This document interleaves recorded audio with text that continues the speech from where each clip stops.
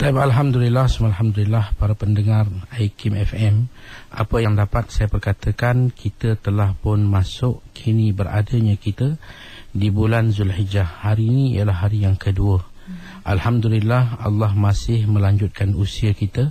Dapatlah kita bernafas, dapat kita tengok anak, dapat kita dengar suara tangisan. Alhamdulillah, masih lagi kita dapat hidup dalam dunia, alam dunia yang sementara ini. Jadi apa yang saya boleh ingatkan, bahawa kita tinggal hanya 7 hari sahaja lagi untuk kita pergi kepada hari kemuncak untuk kita di Malaysia, iaitu 9 Zulhijjah. Cuma apa yang saya boleh ingatkan ialah kedudukan kita dengan Saudi memang berbeza sekali lagi pada tahun ini, di mana wukuf insya-Allah pada hari Rabu. Itu bagi mereka yang berada di Saudi. Adapun kita di Malaysia, maka tarikh 9 kita ialah hari Khamis. Jadi 10 kita ialah hari Jumaat. Jadi apa pun kita pakai waktu kita, kerana kita berada di atas landasan yang tepat, iaitu masuknya satu bulan dibuat secara syar'i, iaitu dengan anak bulan dan hisab. Maka ketetapan yang telah dibuat, hari Khamis ialah 9. Kalaupun hari itu adalah hari raya, maka tidak menimbulkan apa-apa kekeliruan, kerana Saudi Khamis sudah raya. Jadi setengah orang akan tertanya-tanya, boleh ke puasa sedangkan Saudi raya? Kita kata boleh, kerana kita di Malaysia, kita bukan di Saudi. Jadi panduannya, kita pakai waktu kita. Kalau zuhur kita pakai waktu kita, asar waktu kita, Jumaat hari kita. Begitu juga dengan puasa 9 hari bulan. Kalau kita tengok di Malaysia ialah hari Khamis. Jadi kalau di Saudi hari Rabu, itu masalah Saudi. Kita hanya mengikut arah kiblat, mengarahkan ke arah Saudi, iaitu ke Kaabah. Adapun waktu, matahari terbit, matahari terbenam, terbitnya bulan pada setiap malam. Jadi ini adalah ketetapan kita. Jadi hari Khamis depan, jangan lupa. Satu kelebihan yang sangat besar, kalau boleh kita dah boleh puasa lah sebenarnya, daripada 1, 2, 3, 4 sampai 9. Sekurang-kurangnya pun kita ambil 8 dan 9. Dan paling kurang last sekali ialah 9 hari bulan. Kerana dalam hadis menyebut bahawa baginda Rasulullah bersabda, berpuasa pada 9 Zulhijjah, Allah akan memberikan kita keampunan dosa. Jadi kita berada di penghujung tahun. Tahun telah berlalu, maka diampunkan setahun telah berlalu. Kita sedang nak melangkah tahun baru, maka setahun baru Allah telah pun berikan keampunan dosa.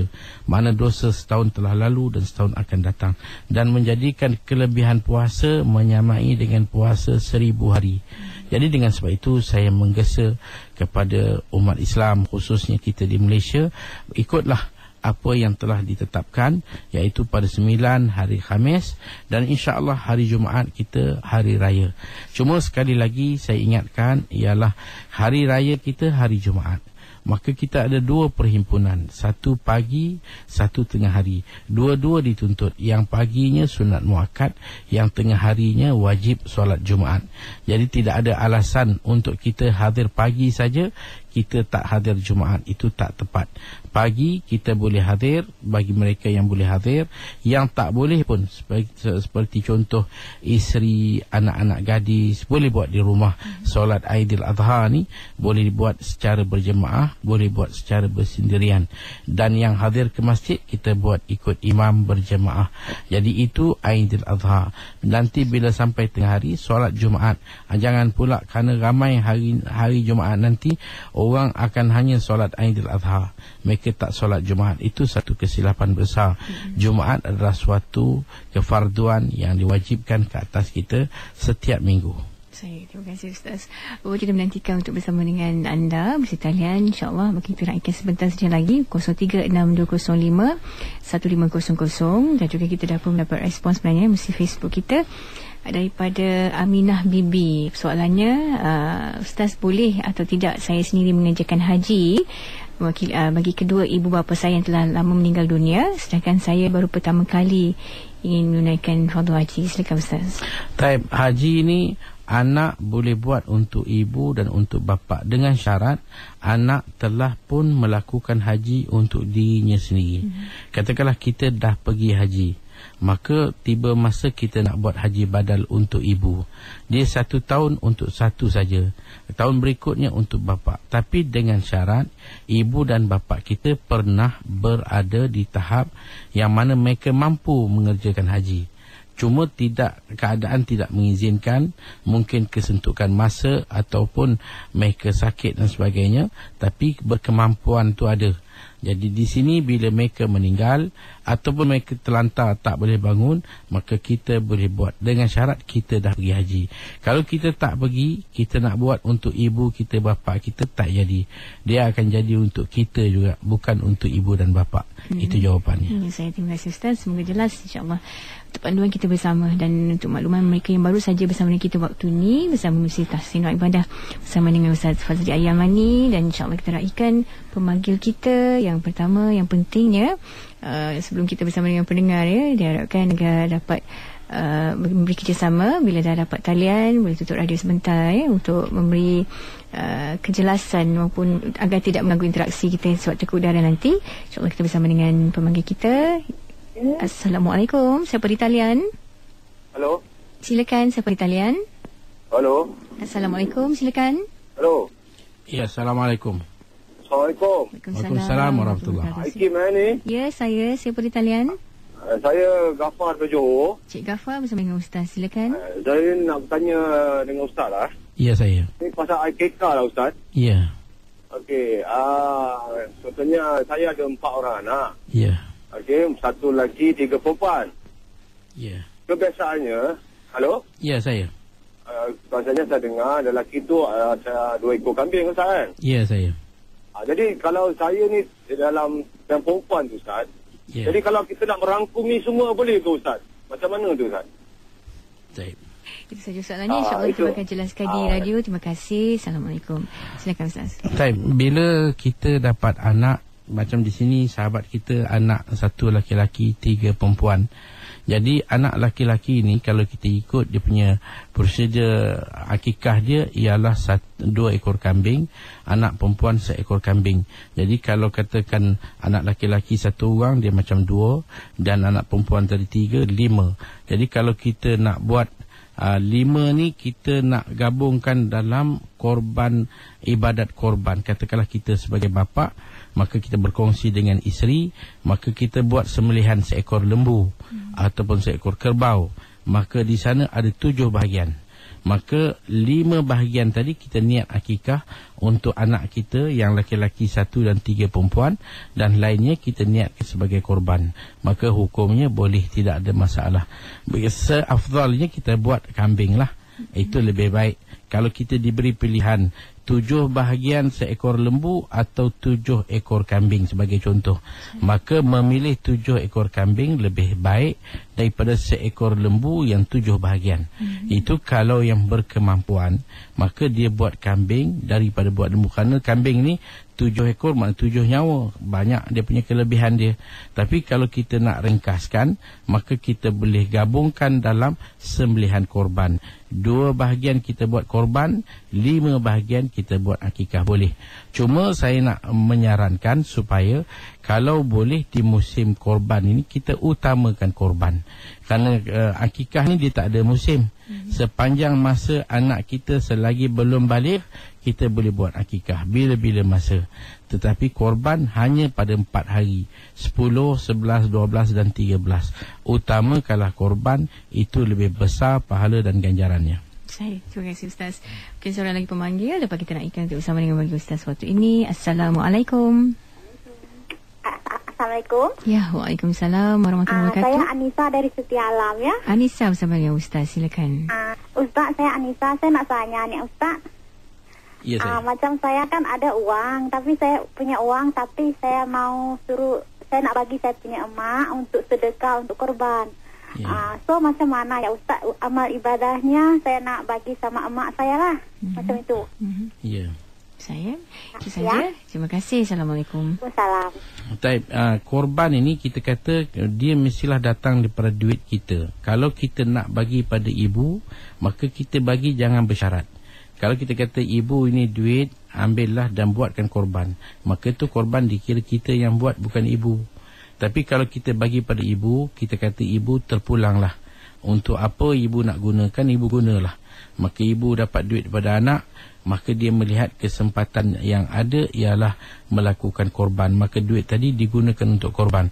Maka ibu telah memanfaatkan duit, maka dapatlah dia ganjaran korban. Jadi kalau boleh, kita buat sendiri ataupun kita bagi pada ibu dan terpulang kepada ibu untuk apa yang ibu nak lakukan. Maka yang penting itulah ibadat korban yang kita dapat manfaatkan di musim yang sangat mulia ini. Saya terima kasih Ustaz. Dan kita akan bersama dengan pemanggil berikutnya. Assalamualaikum. Siapa di talian? Assalamualaikum. Waalaikumsalam. Silakan. Dekat dengan Ustaz. Ya, saya. Siapa di talian? Sofia sini daripada Batu Pahat. Silakan Puan Sofia. Assalamualaikum Ustaz. Waalaikumsalam. Ustaz nak bertanya tentang akikah, Ustaz boleh? Ya. Okey. Sahabat saya dia melahirkan anak, lepas tu dalam masa sebulan anaknya meninggal. Jadi akikah tu macam mana Ustaz? Perlu buat ke macam mana? Ya, saya terima kasih. Assalamualaikum. Bagi ibu yang anak meninggal kecil, bila melahirkan anak hidup tak kira lah sebulan ke, seminggu ke, 1 hari ke, disunatkan kita sebagai bapa melakukan ibadat akikah atas kelahiran anak walaupun anak tu meninggal. Disunatkan kita namakan anak yang meninggal tadi, namakan dia dan kita buatkan akikah untuk dia walaupun dia meninggal. Tuntutan ini ke atas bapa. Kalau bapa dah tak ada, maka bapa kepada bapa iaitu atuk, dia kena melakukan. Kalau atuk pun tak ada, maka ibu boleh melakukan ibadat akikah atas kelahiran anak walaupun anak itu tidak mempunyai usia yang lanjut. Dia meninggal setelah kelahiran, meninggal. Kita masih dituntut untuk melakukan ibadat akikah. Saya mungkin jelas ya. Soalan yang ditujukan kepada yang panggil Ustaz sebentar tadi dan soalan yang memanggil untuk bersama dengan segmen atas sino ibadah waktu ini. Assalamualaikum. Halo, Assalamualaikum. Ya, Waalaikumsalam. Kita bersama dengan siapa? Silakan Haji. Ya. Assalamualaikum Ustaz. Waalaikumsalam warahmatullahi. Saya Nazridin dari Shah Alam. Ya saya. Saya nak tanya masalah puasa sunat 8-9 tu. Ya. Ya, kita ada puasa qada yang lama-lama punya tu. Ya. Yang mana lebih afdal? Nak puasa qada dulu ke nak puasa sunat je? Lagi satu Ustaz, kain ihram.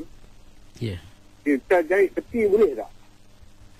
Kita jahit tepi dia ada bulu-bulu tu, kita jahit. Itu aja Ustaz. Terima kasih Cik Nazri. Assalamualaikum warahmatullahi wabarakatuh. Soalan mengenai dengan mana lebih afdal, kita ada qada puasa dan puasa sunat. Dah tentulah jawapannya afdal kita qada, kerana qada ni wajib. Adapun puasa sunat tu sunat, sampai bila pun sunat tetap sunat, dia tidak membawa dosa. Tapi qada ni akan membawa dosa kalau kita tak qada. Bahkan kita akan didenda dengan 1 cupak kalau melepasi tempoh setahun. Jadi dengan itu, untuk sudut afdalnya, maka pada 9, 8 dan 9 ni kita niatkan qada, maka kita telah mendapat suatu kelebihan yang besar. Cuma di sana kita boleh masukkan niat sunat, kerana sunat ni dia boleh menampung, boleh menumpang sebenarnya.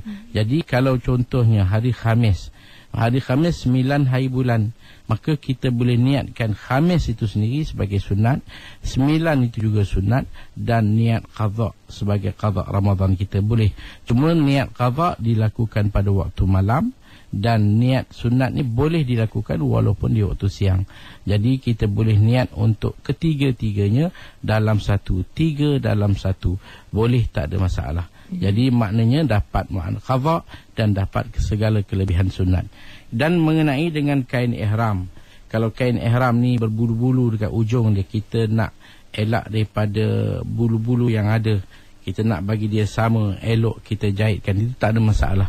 Yang tak bolehnya kita sarungkan dia. Kita nak bagi mudah supaya kain tu tak jatuh, lebih melekat kepada satu dengan lain, kita jahit dia, itu tak boleh. Bahkan kita pinkan dia pun tak boleh, letak satu pin supaya dia tak tertanggal, itu pun tak boleh. Kerana kita nak hanya dia diletakkan atas satu dengan yang lain, di bawah kiri, di atas kanan. Letak dia saja, bukan kita lekatkan atau cantumkan atau ikatkan dia. Maka kalau sekadar nak jahit tadi, itu tak ada masalah. Sofia, kemusykilan berkenaan dengan soalan pertama, katanya saya dah terbaca solat witir boleh diqadha, benarkah dan bagaimana waktu dan caranya? Dan soalan yang berikutnya, jika saya tidur dengan niat untuk tahajud dan witir tapi terbangun sudah waktu subuh, perlukah saya qadha witir? Soalan berikutnya, mana yang lebih afdal, isyak tidur kemudian tahajud dan witir, ataupun isyak dan witir kemudian tidur dan bangun untuk tahajud? Itu tadi kemusykilan oleh Sofia. Boleh Ustaz silakan. Alhamdulillah, ini satu semangat yang sangat menarik, iaitu solat witir. Solat witir ni adalah satu solat yang sangat-sangat dituntut selepas solat fardu yang 5.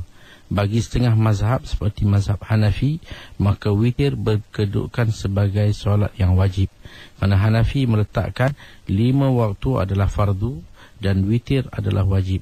Bagi kita suatu yang sangat dituntut. Dan kalau kita tertinggal solat witir ini, maka kita disunatkan mengqadhakannya kelak pada waktu malam, maka kita boleh qadha bila-bila masa, tak ada masalah. Walaupun pada siang lepas subuh pun boleh kita qadha yang kita tertinggal dalam solat witir. Jadi solat witir ni satu solat yang dituntut. Seeloknya, macam mana soalan tadi mengatakan bagaimana kita nak solat. Kalau kita buat solat malam, seafdalnya kita lepas saja solat isyak, kita buatlah apa-apa solat sebelum kita tidur. Mungkin kita solat taubat, solat hajat dan kita tidur. Dan bila kita bangun, kita sambung dengan solat kita punya ibadat tahajud, iaitu ibadat malam. Kita buatlah apa saja solat. Mungkin kita buat, tak ada apa-apa sebab lain selain pada hajat dan taubat, kita buat sunat mutlak, solat sunat yang beberapa rakaat kita buat. Dan akhirnya kita tutup malam kita dengan solat tahajud, dengan solat witir, dengan solat witir. Kita buat 2 rakaat sebagai muqaddimah witir dan 1 rakaat sebagai solat witir. Maka itu adalah solat akhir malam kita sebelum kita bangun untuk subuh. Kalau sekiranya kita tertidur, jaga-jaga dah subuh, maka kita tak dapat lagi dah nak buat witir secara waktunya, kita boleh qadha selepas solat fardu subuh. Lepas subuh kita qadha witir kita, boleh, tak ada masalah. Cuma kita kata segi afdal, kalau kita yakin yang kita boleh bangun, kita lewatkan witir. Kalau kita rasa amat bimbang, sekiranya tidur nanti tak dapat bangun, maka kita tutup selepas isyak, solat sunat selepas isyak, dan buatkan witir, supaya nanti kalau tak bangun, witir kita telah pun kita lakukan. Kerana witir ni ialah waktunya apabila kita selesai solat isyak. Habis saja isyak dah boleh buat witir. Kalau kita buat jamak takdim dalam perjalanan, kita buat maghrib, buat isyak, witir pun dah boleh buat dah, walaupun isyak belum masuk lagi. Jadi witir memang suatu solat yang sangat dituntut selepas solat fardu. Saya terima kasih Ustaz, semoga jelas juga kongsian untuk kita bersama, dan juga kita kembali bersama pendengar kita Muslim Talian waktu ini, insya-Allah. Assalamualaikum. Assalamualaikum. Waalaikumsalam. Ya, saya, kita bersama dengan siapa? Saya Puan Ana daripada Kuantan, Pahang. Sila Puan Ana bersama dengan Ustaz. Assalamualaikum Ustaz. Waalaikumsalam warahmatullahi. Saya nak bertanya, saya dah buat akikah untuk anak saya. Ya, saya. Tapi anak saya lelaki 2 orang. Tapi yang saya silap tu buat satu bahagian je untuk 1 orang. Yeah. 1 orang saya ambil satu ekor kambing lah kan. Jadi macam mana, saya perlu buat lagi sekali ke macam mana tu? Itu saja? Itu saja, okay, saya nak tahu. Kita dapat penjelasan Ustaz kat udara. Terima kasih.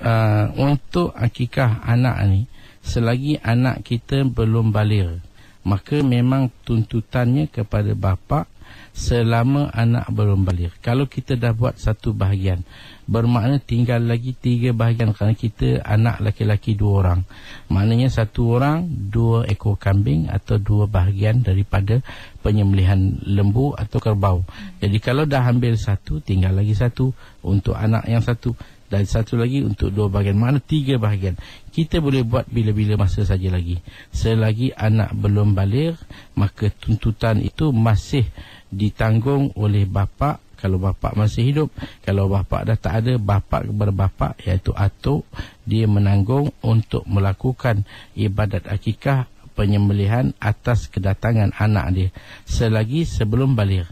Tapi kalau katakan kita tidak mampu dan tak terdaya, tak mampu untuk kumpul dan dapat duit, terutama dalam suasana harga kambing sekarang ni pun bukan lagi murah seperti dulu, kadang-kadang sampai 600-700 ringgit.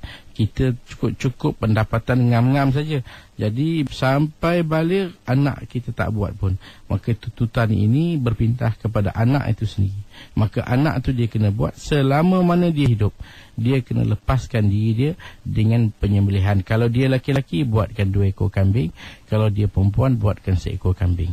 Itu kedudukan dia. Terima kasih Ustaz menjawab soalan pada Puan Ana sebentar tadi. Dan kita kembali bersama dengan pemanggil berikutnya, insyaAllah. Assalamualaikum. Silakan, siapa di talian? Assalamualaikum. Hello, silakan. Assalamualaikum. Saya Emma. Saya ada soalan. Assalamualaikum Ustaz. Waalaikumsalam warahmatullahi.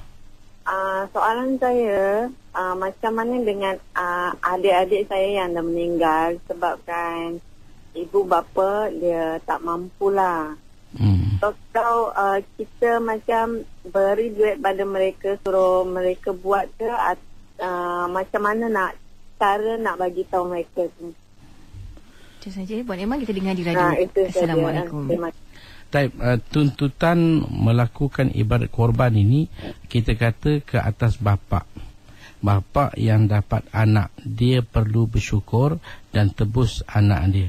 Kalau bapa sudah tak ada, maka bapa kepada bapa. Kalau bapa berbapa tak ada, saudara sebelah bapa, mana pakcik ataupun adik kepada bapa, mereka ni dituntut. Adapun kita adik-beradik, abang ataupun kakak, maka kita tak dituntut untuk melakukan apa-apa. Jadi kalau kita nak buat, maka kita fahamkanlah kepada adik kita atau abang kita atau kakak kita bahawa dulu bapa tak pernah berkemampuan. Sekarang ni kita dah dewasa, kita dah pun lanjut usia, kita dah lepas daripada sempadan balik, kita dah balik, dah ada kerja. Maka dengan kerjaya kita ni, kita dah ada segala pendapatan, eloklah kita isi apa yang kurang, yang belum terlaksana, maknanya kita buat sendiri. Jadi kita beritahu adik kita, buatlah akikah supaya kamu tebuskan diri kamu sendiri, kerana kamu tidak pernah dilakukan oleh ibu kamu. Jadi itu adalah tuntutan yang dituntut ke atas setiap individu yang mana melepasi usia balik, di mana ibu dan bapa dia tidak berkemampuan. Adapun kita adik-beradik nak menyokong dengan nak bagi duit, tak ada masalah. Kita bagi duit tanpa syarat. Nah, ambil duit ni, apa yang awak nak buat. Kalau eloknya buatlah akikah. Cuma saya nasihatkan di musim korban, keutamaannya ialah kepada korban. Akikah tidak bermusim, korban hanya dalam 4 hari. Nabi kata, azimu dhahayakum fa innaha ala sirati matayakum. Besarkan ibadat korban kamu, kerana ianya akan menjadi tunggangan untuk kamu melepasi titian siratal mustaqim. Satu ibadat yang sangat dituntut, sehingga dikatakan bahawa Allah akan kira setiap titisan darah binatang yang disembelih, setiap satu titik, satu dosa kita dihapuskan. Bahkan juga setiap jumlah bulu binatang yang kita sembelih tadi, setiap satu bulu dikira satu hasanah. Jadi peluang yang sangat besar dan sangat penting untuk kita libatkan dalam ibadat korban. Masya-Allah. Dan menjawab soalan pada Puan Emma sebentar tadi. Terima kasih Puan Emma atas kesanggupan untuk bersama dengan kita di IKIM FM, dan juga masa yang diluangkan bersama dengan pendengar ya. Sudah tentunya bersama dengan Yang Baik Ustaz Fazli Ayamani pada waktu ini, dan kita kembali untuk raikan pemanggil maupun kita kembali untuk respon dalam Facebook dulu Ustaz ya. Daripada Noaniza Ahmad Fauzi, soalannya berkenaan niat dan doa yang perlu dibaca oleh orang yang melakukan kurban. Apa niat doa dan niat untuk kurban yang dilakukan di luar negara, kalau kita buat di Kemboja, manakala kita sebaliknya tinggal di Malaysia? Silakan Ustaz. Yang penting ialah bila kita nak serahkan duit kepada satu orang, kita wakil dia untuk membeli dan kita mengizinkan dia untuk menyembelih. Maknanya orang yang menerima ni dia akan menerima amanah membeli dan juga menyembelih. Maka kita niatkan semasa kita bagi duit kita dalam sekian jumlah, ini duit saya, dalam hati kita, saya wakilkan kamu untuk membelinya dan saya mengizinkan kamu untuk menyembelihnya. Jadi itu niat kita. Jadi penyembelih nanti dia akan niatkan apa yang dia nak sembelih ini daripada mereka-mereka, walaupun dia tak sebut nama secara detail, tapi mereka penyumbang-penyumbang untuk penyembelihan. Maka pertama dia beli, maka dia akad jual beli, saya mewakili kawan-kawan untuk membeli seekor lembu dengan harga sekian. Maka dia bagi duit, maka tuan lembu serahkan lembu, saya jual lembu kepada kamu yang telah mewakilkan diri daripada mereka-mereka ini. Maka lembu tu dah jadi hak milik para pekongsi. Kemudian dengan keizinan kedua, maka dia pun menyembelih atau wakil. Atas wakil pun tak ada masalah. Maka penyembelih niatkan ini adalah daripada peserta korban, dia pun sembelih. Kemudian bila selesai sembelih, maka buatlah pengagihan itu kepada mereka yang selayak diterima. Jadi tak kira lah sama ada dalam atau luar negara, tak ada masalah. Ya, saya. Terima kasih Ustaz. Daripada Rosita Yaakob, persoalan dengan waktu terbaik ataupun makbul doa hari wukuf Ustaz, perlukah kita di Malaysia menunggu masa yang sama dengan jemaah haji lepas asar waktu mereka berada di Arafah? Dan kalau iya, bagaimanakah untuk kita mengira perbezaan waktu kita di Malaysia? Silakan Ustaz. Kita memang agak berbeza dengan Saudi daripada sudut jamnya. Kalau contohnya lah sekarang ni kita kita berada pada 10.46. Maka di Saudi sekarang ni pukul 5.46. Mereka mungkin selepas solat subuh. Jadi berbeza jam. Kalau nak kira, kita lebih awal. Tetapi tak semestinya awalnya kita ni, kita datang satu hari lebih awal. Kadang-kadang Saudi dia lebih awal. Contohnya hari ni mereka sudah berada pada hari yang ketiga. Jadi itu keadaan di Saudi. Kita di Malaysia, kita tak ada apa yang kita boleh rasa keliru. Selama ni pun tak pernah pun kita rasa keliru. Kerana kita tunggu saja keputusan apa yang dibuat oleh Majlis Raja-Raja dalam mengiklankan apa saja melihat anak bulan nampak ataupun tidak. Jadi kita terima sebagai rakyat apa yang dibuat keputusan. Kalau dikatakan 9 kita hari Khamis, maka bukanlah 9 kita hari Rabu. Bukan kita kata saya nak ikut Saudi. Tak. Kita kena ikut waktu kita. Jadi cuma yang tak ada di tempat kita ialah wukuf. Itu saja tak ada. Kerana wukuf ni hanya khas di Padang Arafah. Lain tempat tak ada. Jadi kita buat di Malaysia sebagai puasa sunat 9. Kerana ini apa yang saya dapat daripada beberapa ulama'-ulama'. Saya bertanya bagaimana keadaan perbezaan antara negara kita dengan negara-negara, contohnya negara Arab Saudi sendiri. Tak ada masalah. Dia kata kita berpandu pada waktu kita. Kita bukan berada di kutub utara yang kita matahari tak terbit 6 bulan, yang kita malam 6 bulan siang. Jadi kita matahari terbit dan terbenam setiap hari. Pakai waktu kita. Jangan kita keliru. Hari raya kita hari Jumaat, maka bukan hari Khamis. Kerana ada juga saya jumpa kawan-kawan, mereka raya 2 hari. Kata semalam raya ikut Saudi, tapi masalahnya dia tak berani nak lakukan sembelihan. Kalau betul-betul dia nak ikut Saudi, dia sembelih. Tengok apa akan kata masyarakat kita, apa akan tengok, belum raya dah sembelih. Jadi akan jadi sesuatu yang mengelirukan. Jadi nanti orang anggap ini bukan korban. Jadi dengan sebab itu berpandulah kepada yang tepat. Kita di Malaysia hari Khamis 9 kita puasa, hari 10 raya. Maka itulah yang ada di negara kita. Terima kasih. Daripada Cik Khairul, soalannya tentang akikah anak berumur 3 bulan. Bapa mertua di Kelantan berhajat untuk melakukan akikah untuk anak lelaki dengan bahagian lembu. Adakah boleh akikah ini dilakukan tanpa saya menyaksikan korban akikah ini di Kelantan? Sebab dia kata saya perlu pulang ke Kelantan katanya nak tengok korban akikah. Mungkin Ustaz boleh jelaskan kepada Cik Khairul ni. Silakan. Masalah akikah, kita kata tuntutannya ialah kepada bapa. Tapi kalau bapa mentua minta, maka dengan izin anak, iaitu anak dia kata, bapa, saya izinkan bapa untuk melakukan bagi pihak saya sembelihan akikah, maka atas keizinan itu bapa pun melakukan. Maka disunatkan si bapa ni hadir dan tengok. Kalau dia tak dapat hadir, dia boleh wakilkan siapa saja. Saya wakilkan bapa untuk menyaksi bagi pihak saya akan sembelihan akikah untuk anak saya. Maka boleh wakil atas wakil, berkali-kali wakil, tak ada masalah. Asalkan yang menerima layak, yang diberi wakil layak, maka boleh, tidak ada masalah. Kerana melihat atau menyaksi adalah suatu yang sunat, tidak wajib. Terima kasih Ustaz. Semoga membantu Cik Khairul dalam kemusykilan yang telah pun diutarakan dalam Facebook. Dan soalan lagi daripada Hanim Ahmad, ada kemusykilan ataupun kekeliruan di sini. Soalannya, seorang imam di masjid mengatakan kalau kita berniat korban tahun itu, dalam satu tahun itu dilarang untuk bercukur, memotong rambut ataupun kuku seperti sebahagian larangan dalam ihram bermula 1 Zulhijjah hingga hari melakukan korban.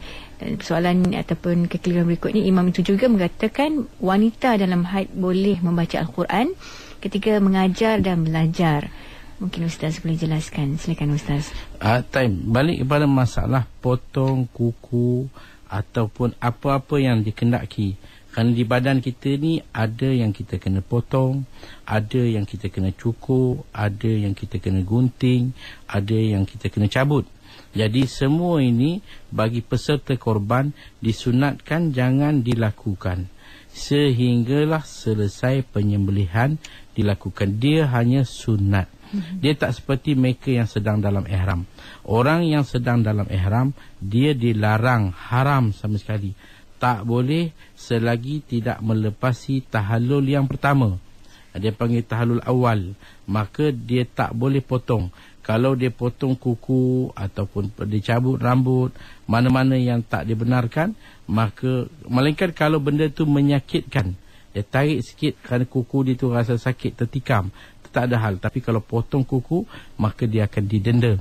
1 kuku dengan 1 cupak, 2 kuku dengan 2 cupak, dan lebih dengan 1 ekor kambing, 3 helai rambut dengan 1 ekor kambing dan sebagainya. Itu adalah suatu yang dilarang secara haram bagi mereka yang sedang berada dalam ibadat haji sehingga melepasi tahallul awal, iaitu bila dia buat 2 daripada 3, sama ada dia melontar dan cukur ataupun dia melontar dan tawaf atau tawaf dan cukur, maka barulah dia dapat buat apa saja yang dilarang. Bagi kita yang tidak mengerjakan haji, sunat kita biarkan sehingga selesai ibadat penyembelihan, maka kita buatlah apa yang patut kita buat. Maka itu untuk apa? Supaya yang kita potong tadi, kuku ke, rambut ke, dimasukkan sekali dalam timbangan binatang korban yang kita korban dan akan memberati timbangan amalan kita. Sebab itu kalau kita potong apa saja, sebaik-baiknya rambut atau kuku ni jangan kita buang merata. Kalau boleh kita tanam. Kerana kita buang, yang kita buang kuku, yang kita potong rambut ni, dia akan datang balik semula di akhirat kelak dalam memberati timbangan amalan kita. Sebab itu kita ada adab, cara nak potong, cara nak gunting, cara nak potong kuku, supaya ianya menjadikan suatu ibadat. Maka kita jangan buang merata kuku kita. Kita kalau ada ruang tanah, kita tanam depan rumah kita pun tak apa. Itu lebih baik daripada ianya berselerak yang mana dipandang kotor dan jijik. Dan masalah haid, bagi seorang perempuan, kita tahu bahawa bila dalam haid ni tak boleh baca Al-Quran, melainkan baca dengan niat sebagai membentengkan diri. Bacalah surah Ikhlas, surah Qul A'udzu Falaq, Qul A'udzu Binnas sebelum tidur, dan baca Al-Fatihah, baca ayat kursi. Ini sebagai benteng. Kerana kita tahu kita tidur malam, kadang-kadang kita tak sedar ada gangguan-gangguan makhluk halus akan buat kita terganggu. Jadi kita bentengkan. Dalam haid kita boleh baca. Tetapi kalau untuk kita mengajar atau membaca biasa, hukum dia haram. Kita boleh mengajar, membetulkan bacaan dengan sebutan perkataan, tidak membaca satu ayat. Sebaliknya sebutan perkataan, satu-satu perkataan anak kita silap, kita betulkan, itu boleh. Tapi kalau kita nak membaca secara maksud bacaan, itu tidak boleh. Kerana ini adalah kehormatan yang dituntut ke atas kita dalam menghormati kitab yang sangat suci, yang sangat mulia, iaitu Al-Quranul Karim. Terima kasih Ustaz untuk bersama dengan pendengar. Saya kira pertemuan kita bagi siri hari ini dah pun sampai ke penghujungnya. Apapun untuk mereka yang dapat kita raikan menerusi talian ya, ada walaupun masa dah pun suntuk, tapi masih lagi ada yang memanggil. Saya minta maaf banyak-banyak. Apapun, insyaAllah bakal kita kembali ke udara pada minggu hadapan. Nantikan siri berikutnya, sudah tentunya bersama dengan bagi Ustaz Fadli Yamani. Dan saya ucapkan terima kasih bagi Ustaz sudi menemani kita bagi siri yang hari ini. InsyaAllah sampai jumpa lagi Ustaz. Assalamualaikum. Waalaikumsalam warahmatullahi ta'ala wabarakatuh.